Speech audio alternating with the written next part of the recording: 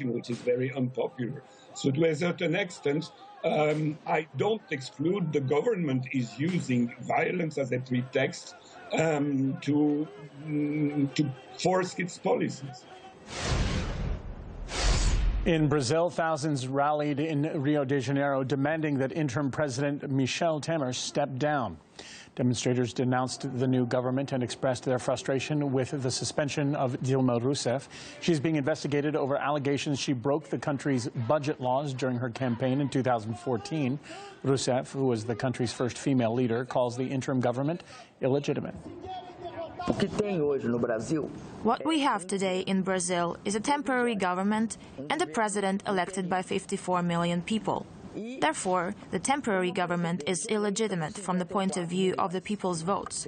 We will fight to come back. RT's Nicholas Sanchez O'Donovan has more on the protests and the figure of Michel Temer. It was not the only protester against Temer and his all-white, all-male cabinet, and it definitely won't be the last one, as more rallies are scheduled for this weekend in several major Brazilian cities. Protesters said they will not accept the legitimacy of Temer's government, calling it a coup-imposed government and one that they believe is exclusive and corrupt. Let's not forget that at least 7 ministers appointed by Temer are being investigated for corruption. Temer wasn't a very popular politician to begin with, actually. A recent poll shows that only 2% of Brazilians would vote for him in an election, but the truth is that his neoliberal agenda is turning many Brazilians against him. Those reforms that he proposes include cuts to public spending and changes in the tax and pension systems. To start with, Planning Minister Romero Jucá announced on Friday that at least 4,000 jobs will be cut from the federal government payroll by the end of this year. That is 4,000 jobs that will be lost by the end of 2016. These unpopular measures, together with allegations of corruption and the revelation that Temer was a US intelligence informant, well, the thing is that they've made it very difficult for him to gain the trust of millions of Brazilians that still support Dilma Rousseff and that want to see her back in power. A Turkish opposition MP has accused the government of ignoring Islamic State terrorist activity on its territory, despite knowing the precise location. Documents containing what is thought to be proof of those allegations have been leaked to the media. RT's William Whiteman has more on one of the ISIL terrorists named in these police records. Meet Ilhami Bali, a suspected ISIL member with a $1 million bounty on his head and the mastermind behind a series of bombings in Ankara and Suruk, targeting pro-Kurdish leftist activists in 2015.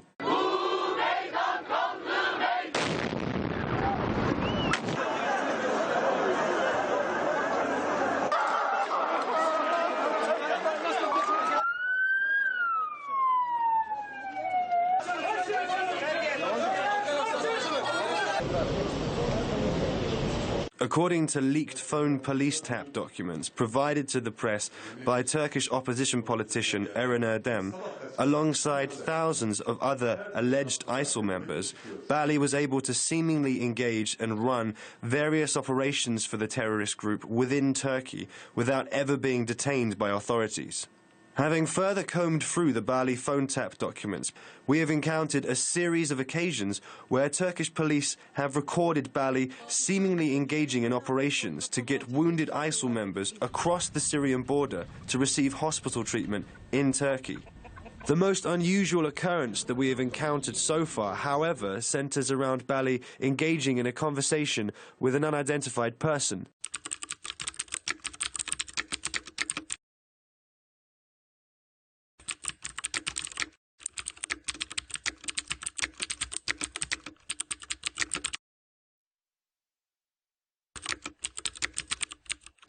The police phone tap records have Bali apparently promising this person to get some of their family members out of an ISIL prison in a village called Samander.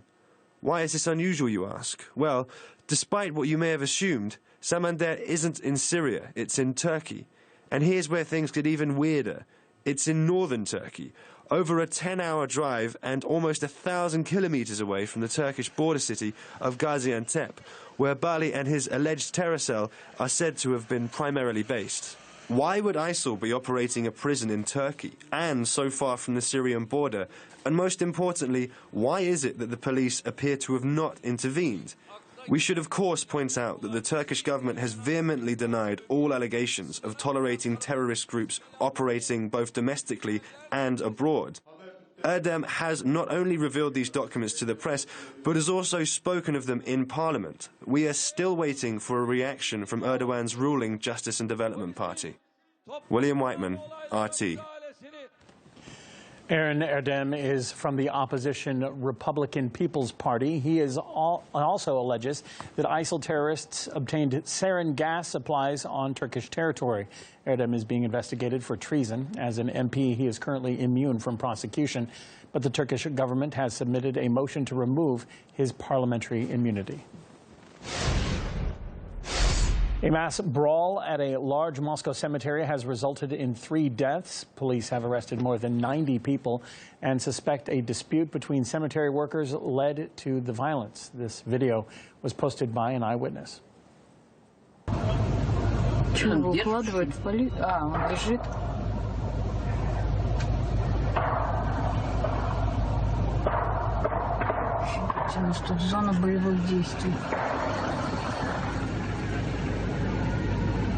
It was a massive gathering. People have come here to the cemetery armed with sticks, bars, arms. We hear different reports, and several people told us that it could be that those participating in the fight were armed with weapons. We know that the brawl happened between the 2 groups of migrant workers coming reportedly from Russia's Caucasus and mostly from former Soviet republics.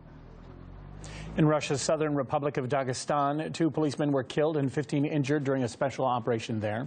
Law enforcement officers were involved in a shootout with armed attackers when they were ambushed during security checks of local buildings. The gunmen took some of the policemen hostage and killed the head of the local criminal investigation department. 4 assailants were also killed in that operation.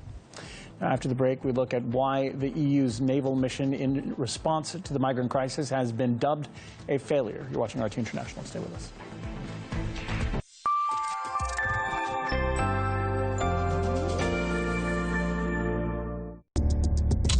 Do we speak your language? Want news, programs and documentaries in Arabic? It's all here on RT. Reporting from the world's hotspots, VIP interviews, intriguing stories. Are you here? Then try RT Arabic. To find out more, visit arabic.rt.com. Russia and the United States may disagree on many things, but central to all those disputes is their competition over Europe. Can the continent ever be whole and free without keeping anyone out or down?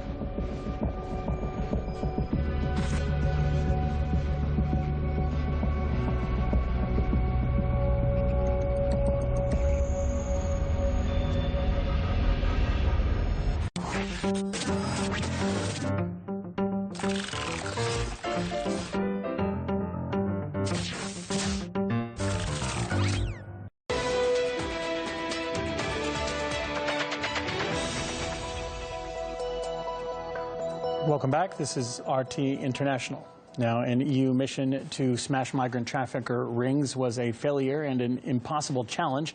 That is the verdict of a select committee in the UK's House of Lords. It's saving a lot of lives, but what it is not doing is stopping or interrupting the flow of migrants across the Mediterranean, and nor has it been able to get to grips with the business model of the people who are actually organizing the trafficking. The operation launched last year saw the deployment of Navy ships to disrupt the activities of smugglers taking people from Libya. According to the report, this has helped save about 9,000 migrants, but the main objective of the mission was to stop people getting onto boats in the first place. Today we can be proud of Europe. The mandate of this mission is not purely saving lives. It's also and mainly protecting lives, which means fighting against the criminal organizations. The highlight has to be on the capacity that we have developed to deter the trafficking of people. Now, the House of Lords report states that Operation Sophia failed to disrupt the smugglers' networks in, quote, any meaningful way. It also concludes that the mission could be prompting smugglers to shift from wooden boats to cheaper rubber dinghies, making migrants' journeys even less safe. The committee had this to say about the root cause of these failings. Well, the biggest problem is the lack of any sort of stable government in Libya. Where you have a stable government, as for instance in Morocco, there is very little movement of people across the Mediterranean. But in Libya, there is no stable government, and therefore it's an open area for the people organizing the smuggling. Tom Brooks, a professor of law at Durham University, thinks that the EU mission's main shortcoming is failing to tackle the root causes of migration. I agree with everything that the report says. It was very concerned that this Operation Sophia wasn't really living up to its mandate, wasn't really able to carry out the mission it has. All this operation's really able to do, it's collecting people, it's recovering people trying to cross the sea, but with very little deterrent effect. It hasn't been stopping people from making the journey, and it has done far too little of stopping illegal human traffickers. So you can have ships in the sea, but they can only, in a sense, deal with the symptom of the problem. The cause of the problem is the political instability that is in Libya, that is the civil war in Syria. The Mediterranean is one of the main routes for smuggling migrants. It generates vast revenues for criminal networks and a hefty profit for those selling supplies to the refugees ready to sail the dangerous seas in smugglers' boats.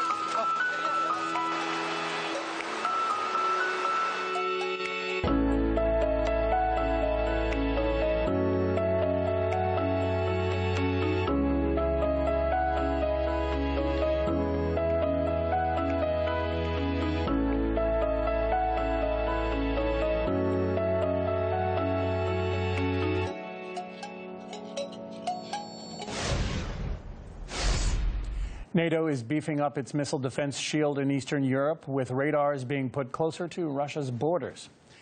Now, on the map here, you can see the countries where missile defense systems are now in place, except for Poland. But a ceremony to mark the start of work on one was held there on Friday.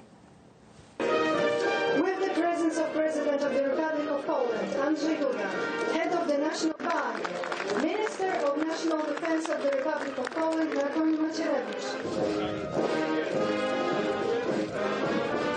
Ugrupowanie marszowe, kierunek w prawo, maszerować, pododdziały, spocz! Many countries, including several in NATO's neighborhood, are developing ballistic missile programs. And as a defensive alliance, we cannot ignore that threat.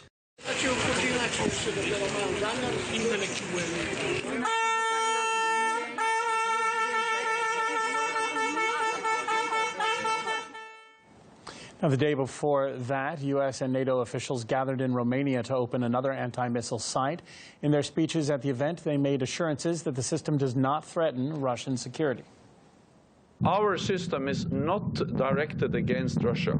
This is not about Russia. This system is not directed against Russia.